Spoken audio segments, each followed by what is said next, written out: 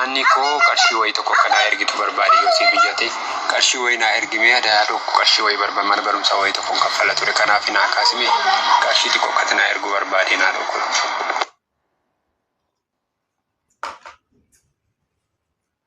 Tole hannu ko ano hato bagana gataate akkasi jaaladhu mo beetta dhugaan baay'ee wajjin gaayela godhachuun barbaada si jaaladhe jaalaluma guutuu garaa guutuu wal jaalanna akka wal jaalannu barbaade si jaaladhe gaayela godhannaa siin jedhee moo sitti meeratti yaadi inna biyya ofte akkati godhannu beekama moo ani baay'ee baradha digirii ko wangeela waan ta'eefi kanaafi te wifi hojjetu bilbilli kun qabu bilbilli ko online yeroo hunda gandan deema wifi argachuuf jedhee eshi wifi argachuuf jedhee ganda deema kanaaf immoo bilbilli ko daataan hojjetu wifi sirkii koodatti guutachuu barbaadeen immoo karaa teelee guutama birrii kumaja ol waan akkuma godhanii waggaatti guutamaa waggaa isa guuchachuu fedheenidha yoo dandeesse yoo si danda'ame adaraa kee na gargaari siin jala dhugaa dubbachuuf taanaani jechuun qarshii gaafachuu barbaadatu wificha kanaa guutuun barbaadise hannu ko maaliifi bakka jiramti jireenya mati ko ulfaate mana kiraamaa maal wanatti qabate innaan bakka si jaaladhu immoo beetta baay'ee si waliin gaayela nan godhadha ugumaadha kuni koota wal bal'inaa naasuufna si jaaladheera innaan kanaan immoo kana toonaa guutimu baay'ee galatoomina gammachiista eebbifamin jedha wifi akkati naa guuchiistuun barbaade maaliif manuma taa yeroo hunda sa'aatii 4 sa'aatii 3 boodallee akkasii argadhuuf bilbilli koo daataa waan hin hojjenneefidha. Si pergee hannu ko barumsa distaansi waan karaa telegiraamii baradhuu fi na barbaachise wifi kanaafidha si feeramoo yaada kun akkauntiin gosa kana irratti yoo si danda'ame yoo dandeesse kana irratti kana ergitu hin jedhaadho yoo si danda'ame.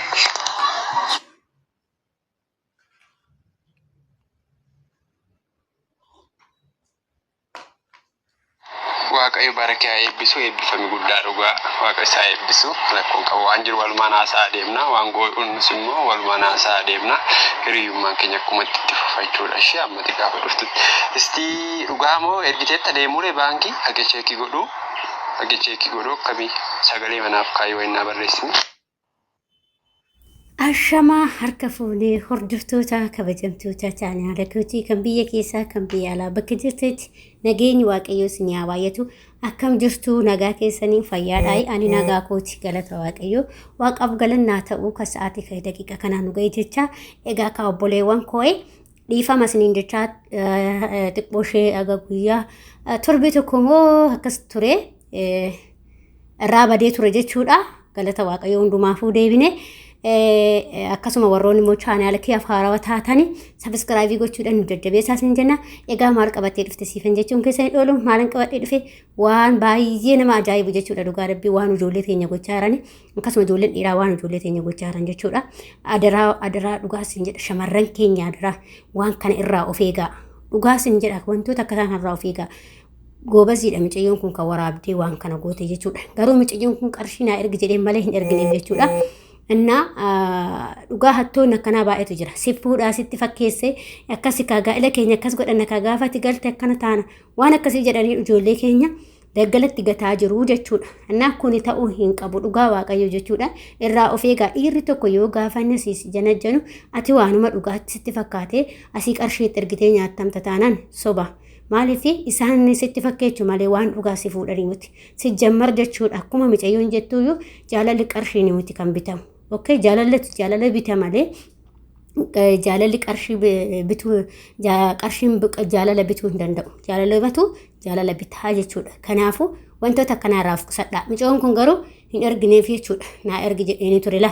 Dura moobaayilii bitteefi turte garuu micayyoon tun amma lammatatti jedhe malee dura moobaayilii bittee ammoo daataa naa guuti jedhe birri naa ergi akkasii mana kiraadhaa maaliidhaa jedheetti fakkeesse ammas lammata irrammoo irraa fuudhufe tokkoffaa hin geenye lammaffaa immoo barbaada jechuudha tokkoffaa hin geenye jechuudha osoo nama waan ta'u ta'e isaayyuu galateeffachuu danda'a jechuudha garuu inni ammallee hunduma ishii dafquma ishii barbaada jechuudha adaraa obboleewwan koo keessattu ijoolleen mana madaam keessa jirtan adaraa keessanii wanni hundumti keenyayyuu of jijjiiruuf bifa keenya jijjiiraa jirra waan ta'eef hattoota akkanaarraa of eegi dhiira siin qarshii siin jedhu bilookii ofirraa kaa'e maaliif hojiin deemte jireenya keessiin bareechuu boru inni sirratti ba'aa ta'a malee jireenya keessii bareechuu fi miti ilmi namaa yoo ati gaarii taate isee eeggata ilmi namaa jechuudha kan bultiif si barbaadu taanaan dhugaa waaqaa jechuudha qarshii siin gaafatu si jajjabeessuu barbaada akkasuma immoo hamilee sii kennuu barbaada. Kun hamma mucaan kun qarshii barbaadati malee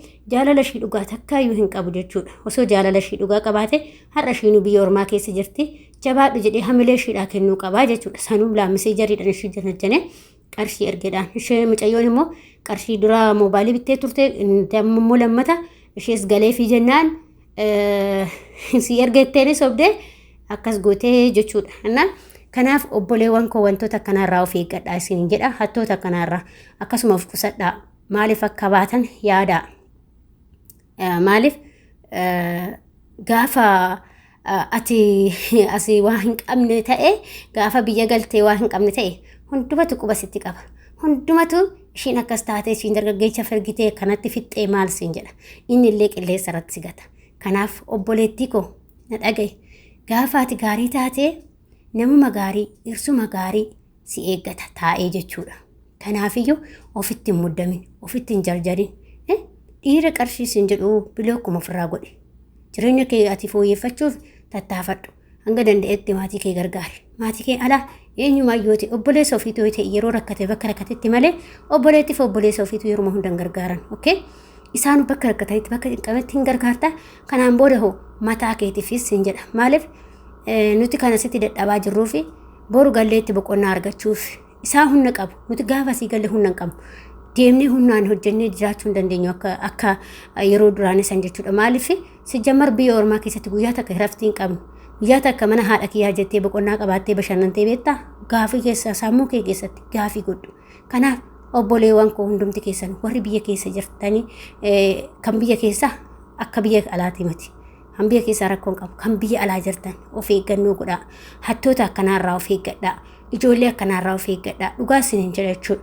Kanaaf obboleewwan koo hundumti keessanuu isiniin jaaladha, isiniin kabaja. Waaqayyo isin wajjin haa ta'u. Waaqayyoon isin haa tiksu.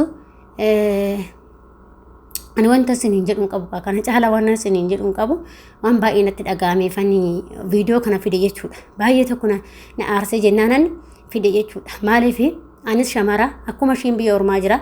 Har'a hundumtiyyuu osoo akka ijoolleen dhiiraa namaa ergee dhuuti silaa maal dalagatta reeti. Ati maal dalagadhaa ati maal dalagatta. Garuu warri sobanii onlaayinii si jaalanne jedhu kun warra qarshiiti malee warra jaalala dhugaasii qabu miti. Itti fin kennin dhiira kamiyyuu jechuudha. Ati gaarii taanaan ilmuma gaariitu namuma gaarii taa'ee si eeggate jechuudha. Kanaaf wanta qabdu dafqa kee walitti qabachuu yaadda. Eessumatti hin tittinneessin jaalalli qarshiidhaan hin bitamu. Abadan jaalalli jaalalumaan bitamu. Ilmi namaa kan si jaalatuun qarshii qofa malee gaafa qarshii dhumte si gata jechuudha. Kanaaf itti of hin kennin itti of hin buusin obboleettii koo. Naaf ta'a jettu gorsa kana hin dhaggeeffatta dhugaa rabbi baay'ee nama ajaa'iba jechuudha. Yeroo ammaa baay'eedha. Dhugaa rabbi baay'ee ijoollee shamarraniillee akkatti dhiira nyaatan jiru. Dhiira keessattuu immoo yaa abaasuun dhiiruma ta'e itti of hin kennin haasinin jechuu barbaadetan walumaa galatti jechuudha. Maaliif gaafa ati asii galtutti inni bilookkii si godha ati immoo qullaattaftaa jechuudha. Wantoonni akkanaa kun baay'inaan hin deema miidiyaa kanarratti. Of eeggadhu obboleettii koo. Kaayyoo baateef beeki. Karoora baateef beeki. Sammuu kee qaradhu. Maaliif biyya ormaa keessatti hirriiba dhabdee itti ifatamtee itti jibbamtee itti nyaata kee dhabdee hagabuu bultee daa'imti siifattee shinti beetii gandaa dhixxee daa'ima isaaniitirraa waan adda addaa dhixxee kan jiraattu sababa saniif jechuudha. Kanaaf obboleettii koo adaraa kee of eeggannoo godhi. Anis atis takkuma. Anis biyya ormaan jira atis biyya ormaa jirta. Of eeggannoo guddaa gochuu qabnu. Hanga danda'ametti jechuudha. Hunduma caalaa immoo Waaqayyoon nu haa eegu. Isa biratti immoo Waaqayyo biratti of eeggachuu qabna. Wantoota akkanaa kana adaraa keessan. Ati kan baatee fi dhirsa dhabdee muti. Kaayyoo keetiif baate, karoora keetiif baate, galmaan gaachuuf baate waan ta'eef isuma galmaan gaadhu. Obboleettii koo of hin gatiin adaraa biyya ormaa keessatti. Dafqa kee hin gubini. Dafqa kee abbumti arganyaatiin. Yoo waan gootu dhabde rakkataa meeqatu karaa irra taa'ee biyya keenya kadhata. Rakkataa meeqatu goommana dhabee beela'ee jira. Isaaniif ergi. Isa biroo jireenya keetiif sii ta'uu isaa malee kun dargaggeessi humna qabaatee algaa gaariirra ciisee bishaan gaarii dhugee ati yoo si argisiin jedhu kana nan rakkadhe nan maalii ta'e jedhe yoo rakkate isa si baase maasii baase maatii keeti. Kanaaf obboleewwan koo of eeggannoo godhaa hattoota akkanaa irraa jechuudha. Adaraa kee obboleettii koo kuni dhaamsa kooti. Ijoollee shamarran biyya ormaati. Adaraa keessan Waaqayyoon isin haa eegu.